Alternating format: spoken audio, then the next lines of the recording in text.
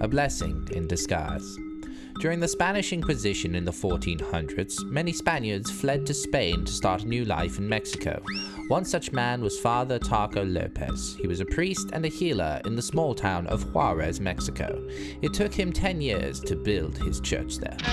When the Spanish arrived in Mexico, they took over Juarez and imposed heavy taxes on the church. The taxes were so outlandishly high that the other nuns and priests were forced onto the streets. Father Lopez was no longer able to look after his people. Many people died in the streets thereafter. The Spanish held a masquerade ball in Juarez to welcome the new king, King Felipe Chalupa III. Father Lopez arrived on the night in the most elaborate disguise, certain that he would be allowed entry. The king stood at the door and recognized Father Lopez immediately. He ordered his guards to throw him into the dungeon. In the dungeon, God spoke to Father Lopez and told him what to do. He got the attention of one of the guards, getting him to approach the cell very closely. He threw water on the guard and cursed him.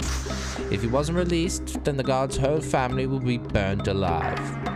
The guard, horrified, unlocked his cell and let him free. Father Lopez then lifted the curse on the poor guard. He went upstairs to the ballroom and blended in with the crowd. Suddenly, the king's face went red. His eyes bulged as he spewed a thick black gunk. The room stood still in a silent panic. Is anyone a doctor? Doctor? Father Lopez darted over to help the king. He was dying. His face was covered in scabs and there was blood gushing from his eyes. His limbs were soft like balloons filled with custard. Father Lopez had seen this before. He used a healing spell to bless the king, and all of his ailments were instantly cured. The king demanded to know who this mysterious healer was.